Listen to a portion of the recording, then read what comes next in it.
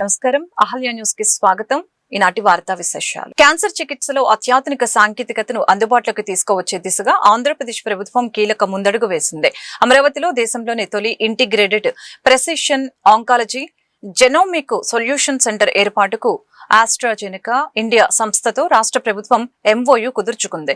CM Chandrababu Naidu సమక్షంలో ఈ ఒప్పందంపై సంతకాలు జరిగాయి. అమరావతిలో ఇంటిగ్రేటెడ్ జెనోమిక్ సొల్యూషన్ సెంటర్ ని ఏర్పాటు చేసేందుకు ఆస్ట్రాజెనెకా ఇండియా రాష్ట్ర ప్రభుత్వంతో ఒప్పందం కుదుర్చుకుంది. రిలయన్స్ కు చెందిన స్ట్రాండ్ లైఫ్ సైన్సెస్, క్యూఆర్ఏఐ సంస్థల భాగస్వామ్యంతో ఈ కేంద్రం ఏర్పాటు కానుంది.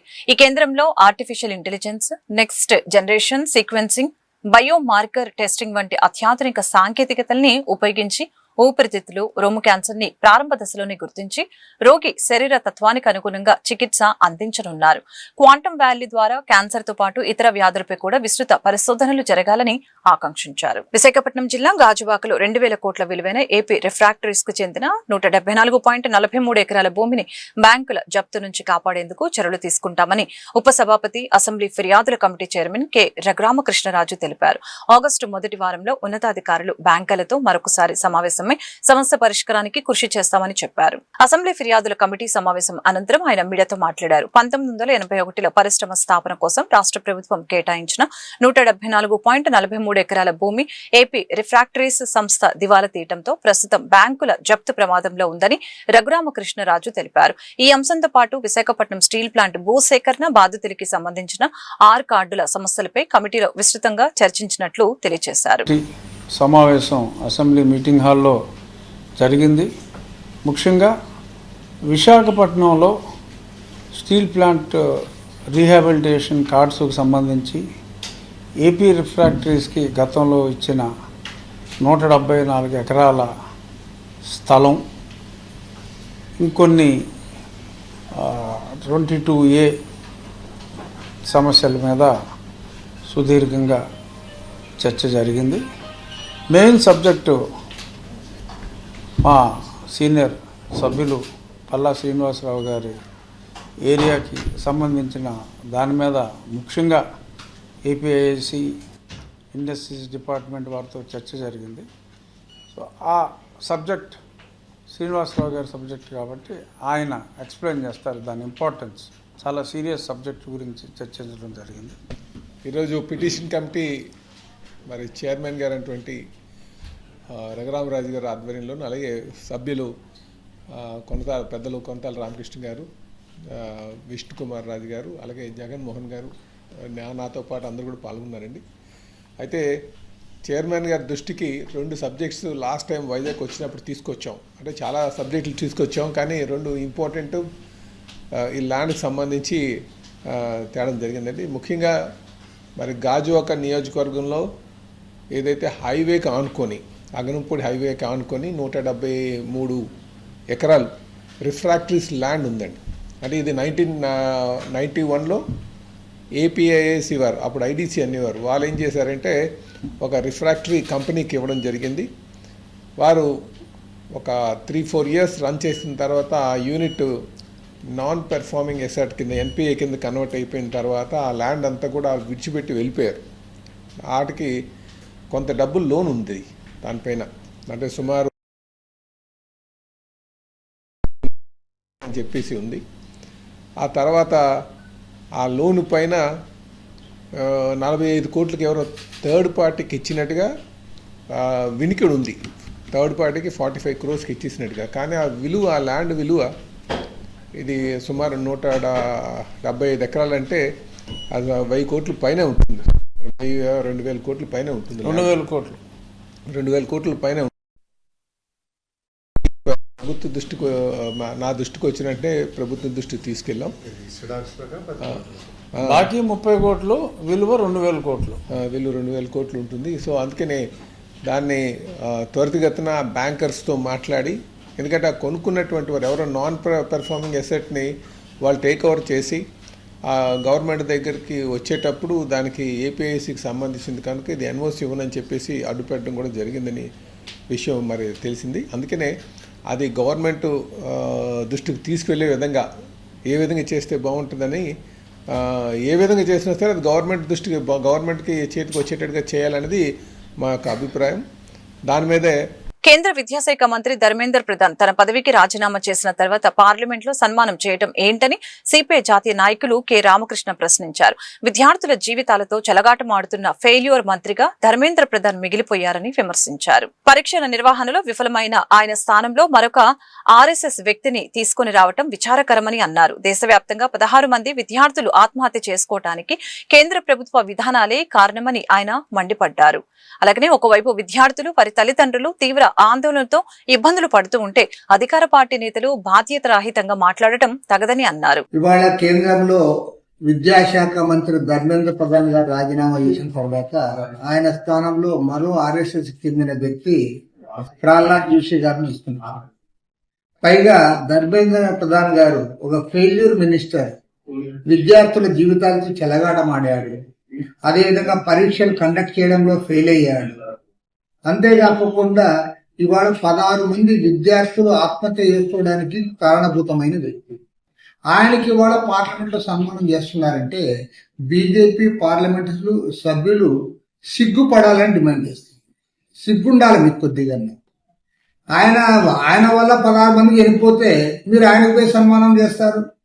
ఆయన వల్ల లక్షలాది మంది విద్యార్థులందరూ ఇబ్బందులు పడితే, వాళ్ళ తల్లిదండ్రులు ఇబ్బందులు పడితే, ఇంత పెద్ద ఎత్తున పోరాటం జరిగితే ఇప్పుడేమో మళ్ళీ మీరు ఆయనకే సన్మానం చేస్తారంటే మిమ్మల్ని చూసి ఏమో నవ్వాలనో ఏడవాలనో అర్థం కావట్లేదు. పైగా బీజేపీ ఎంపీ కొండా విశ్వేశ్వరరెడ్డి గారు అంటారు, వేరే దేశంలో అయితే కాల్ చేసిందరు, మన దేశంలో కాబట్టి లాఠీ చార్జ్ చేశారు. మరి ప్రైమ్ మినిస్టర్ గారు చెప్పిన దానికి ఈయన చెప్పిన దానికి ఏమాత్రం కూడా పొంతనే లేదు. నిజంగా ప్రైమ్ మినిస్టర్ గారికి చిత్తశుద్ధి ఉంటే, బీజేపీ నాయకులు చిత్తశుద్ధి ఉంటే కొండా విశ్వేశ్వరరెడ్డి పార్టీని సస్పెండ్ చేయాలని డిమాండ్ చేస్తాం. ఎందుకంటే మీరు చెబుతున్నది వేరే, ఆయన చెప్తున్నది వేరే. పైగా మీరు ఇప్పటి వరకు వాళ్ళ కేసులు విత్డ్రా చేయాల. కేసులు విత్డ్రా చేయకుండా వాళ్ళని ఇబ్బందులు పెడతా ఉన్నారు. కాబట్టి ఏమంటే ప్రభుత్వం తక్షణమే వారికి హామీ ఇచ్చినట్లుగా కేసులు విత్డ్రా చేయాలి. అదేవిధంగా ఎన్టీఏని రద్దు చేయాలి. అదే ఏదైతే 2020లో నేషనల్ ఎడ్యుకేషన్ పాలసీ తెచ్చారో అది పక్కా కమ్యూనల్ నేషనల్ ఎడ్యుకేషన్ పాలసీ, దాన్ని ఉపసంహరి. కూటమి ప్రభుత్వం 2 ఏళ్లలో అమలు చేసిన అభివృద్ధి సంక్షేమ కార్యక్రమాలను ప్రజల్లోకి తీసుకువెళ్లే లక్ష్యంతో తెలుగుదేశం పార్టీ చేపట్టిన డోర్ టు డోర్ ప్రచారం కొనసాగుతూ ఉంది. ఈ కార్యక్రమంలో భాగంగా మాజీ మంత్రి దేవినేని ఉమామహేశ్వరరావు విజయవాడ రూరల్ మండలం గొల్లపూడిలో ఇంటింటికి వెళ్లి ప్రభుత్వ విజయాలను వివరించారు. విజయవాడ రూరల్ మండలం గొల్లపూడి సాయిపురం కాలనీలో మాజీ మంత్రి దేవినేని ఉమామహేశ్వరరావు స్థానిక నాయకులతో కలిసి ఇంటింటి ప్రచారం నిర్వహించారు.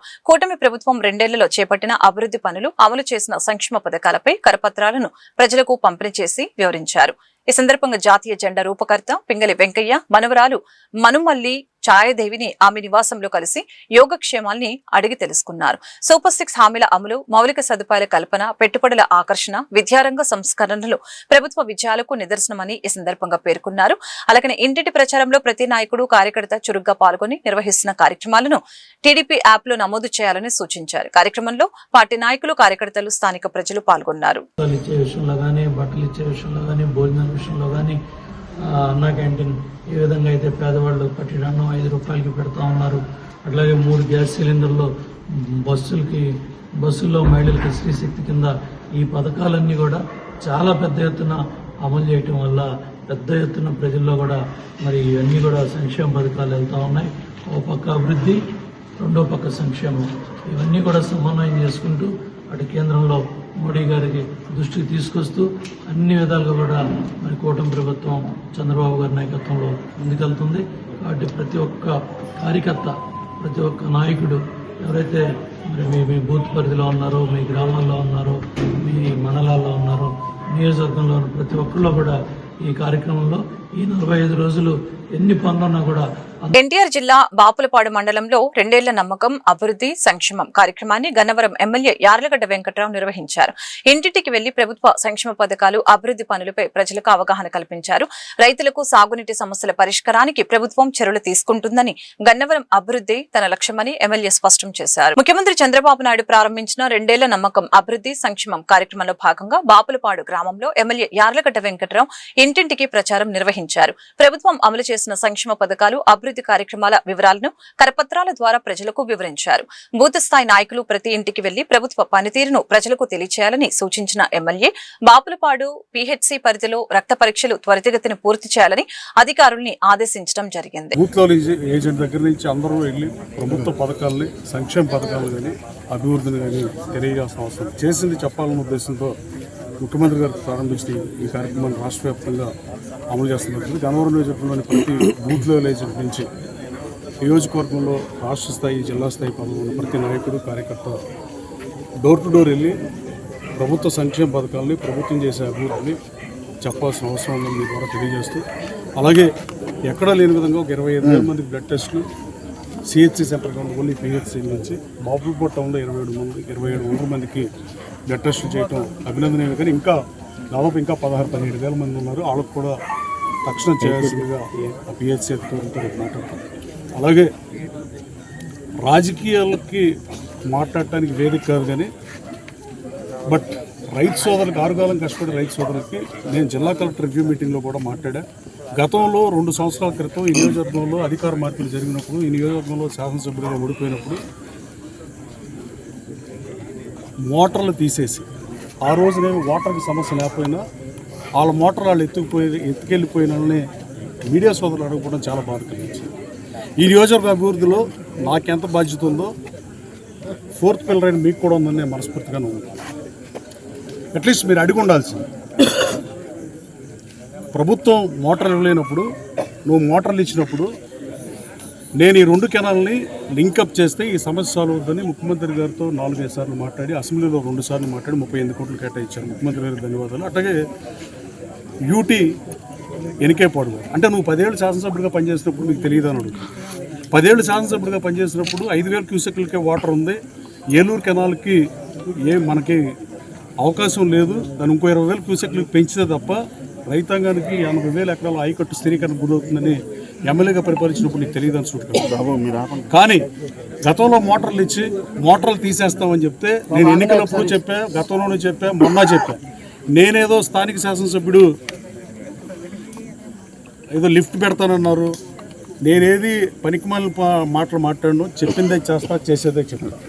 ఆరుగాలం కష్టపడే రైతు సోదరుల విషయంలో మోటార్ల సమస్య అయితే నా వ్యక్తిగత నిధుల నుంచి ఇస్తానని చెప్పి గౌరవ ముఖ్యమంత్రి గారిని కోరే, ప్రభుత్వం నుంచి కుదరకపోతే ముఖ్యమంత్రి గారు కూడా 2-3 సార్లు ఇద్దామని ట్రై చేస్తా. కుదరకపోతే నేను దాదాపు 22-23 మంది ఎమ్మెల్యేలు వచ్చి విజయవాడ రూరల్ ఆఫీస్లో 1,68 లక్షల రూపాయలు నా సొంత డబ్బులతో మోటార్లు ఇచ్చాను.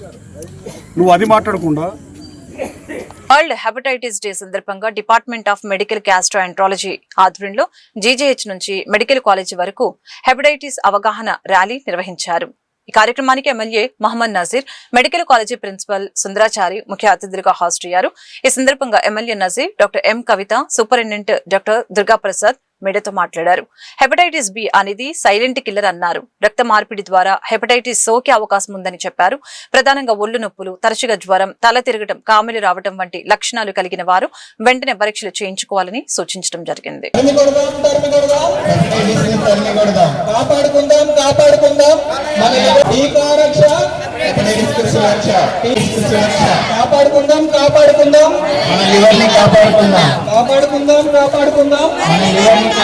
రోడ్డు పక్కన బిగించిన నీళ్ల మోటార్లు దొంగిలించిన 7 ముద్దాయిల్ని అరెస్టు చేసి 15,33,000 విలువైన 85 మోటార్లు, 20,000 విలువైన 20 కేజీల కాపర్ వైర్లను పొన్నూరు పోలీసులు స్వాధీనం చేసుకున్నారని ఎస్పీ వకుల్ జిందాల్ వెల్లడించారు.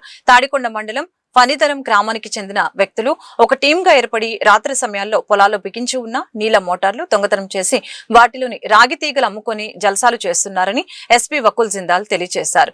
ఈ కేసులో ప్రతిభ కనపరిచిన సిబ్బందిని ఎస్పీ వకుల్ జిందాల్ అభినందించారు. Rural police station and Ponnur rural police station చుట్టుపక్కల కొన్ని పోలీస్ స్టేషన్ లిమిట్లో ఒక ముఠా ఈ రోడ్ పక్కన ఉన్న వాటర్ మోటార్లు ఏదైతే పొలాలో కొంతమంది రైతులు వాటర్ మోటార్లు పెట్టి ఉంటారు, ఒక ముఠా లాస్ట్ 1.5 మంత్ నుంచి ఈ వాటర్ మోటార్స్ చోరీ చేస్తున్నారు. దాని మీద నంబర్ ఆఫ్ కేసెస్ రిజిస్టర్ అయినాయి. పొన్నూరు రూరల్, అదేవిధంగా పొన్నూరు టౌన్, తెనాలి రూరల్, చేబ్రోలు, చుండూరు ఇవన్నీ పోలీస్ స్టేషన్స్లో కేసెస్ నమోదు అయినాయి. ఈ ముఠాని పట్టుకోవడానికి ఒక స్పెషల్ టీమ్గా ఏర్పడి దాన్ని చాలా ప్రతిష్టాత్మకంగా తీసుకొని ఇన్స్పెక్టర్ పొన్ను రూరల్ ఆధ్వర్యంలో, కృష్ణయ్య ఆధ్వర్యంలో, అదేవిధంగా ఎస్ఐ పొన్ను రూరల్ ఆధ్వర్యంలో ఒక స్పెషల్ టీం ఏర్పడి దాని మీద ఇన్వెస్టిగేషన్ చేయడం జరిగింది. నిన్న సాయంత్రము 6 ముద్దాయిలు ఎవరైతే ఈ మోటార్లు దొంగతనం చేశారో వాళ్ళని పట్టుకోవడం జరిగింది. అదేవిధంగా ఒక ప్రాపర్టీ రిసీవర్ ఎవరైతే ఈ మోటార్లు దొంగతనం చేసిన అన్ని మోటార్లు కొన్నాడో అతన్ని కూడా అరెస్ట్ చేయడం జరిగింది. మొత్తం 7 మంది ముద్దాయిలని అరెస్ట్ చేసి ఈరోజు రిమాండ్కి పంపడం జరుగుతుంది. వాళ్ళ దగ్గర నుంచి 91 మోటార్స్ రికవర్ చేయడం జరిగింది. దాని విలువ ఆల్మోస్ట్ 15,33,000 రూపీస్. అదేవిధంగా 18 kgs కాపర్ వైర్ కూడా రికవర్ చేయడం జరిగింది. So total 91 Motors, 18 kg copper wire and 3 vehicles కూడా రికవర్ చేయడం జరిగింది. ఏదైతే వాళ్ళు దొంగతనానికి వాడారో 3 వెహికల్స్, 2 కార్స్, ఒక ఆటో కూడా రికవర్ చేయడం జరిగింది. సో 7 అరెస్ట్ చేసి ఈరోజు రిమాండ్కి పంపడం జరుగుతుంది. దీంట్లో అందరూ ఈ ముద్దాయిలు తాడికొండ సంబంధించిన వాళ్ళు. ఒకరు దాంట్లో పొన్నూరు టౌన్ అతను, అదేవిధంగా ఒకడు గుంటూరు టౌన్ అతను. సో ఈ 7 వీళ్ళు జల్సాలకి అలవాటు పడి సులభంగా డబ్బు సంపాదించడానికి ఈ దొంగతనాలు చేయడం జరిగింది.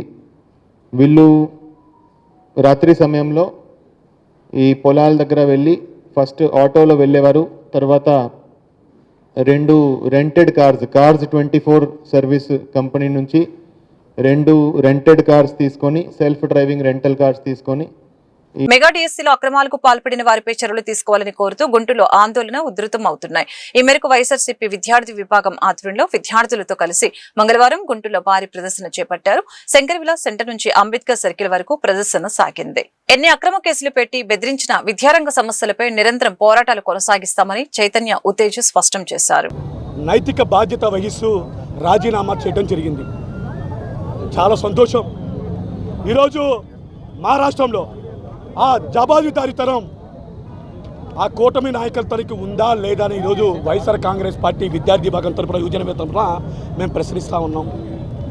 అంతేకాదు జాతీయ స్థాయిలో నీటి పరీక్షకి చాలా ప్రాముఖ్యత ఉంది.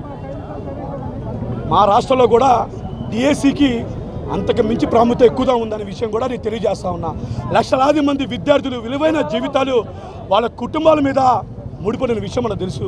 దీన్ని దృష్టిలో ఉంచుకొనే కేంద్ర విద్యాశాఖ మంత్రి నైతిక బాధ్యత వహిస్తూ ధర్మేంద్ర ప్రధాన్ రాజీనామా చేయడం జరిగింది.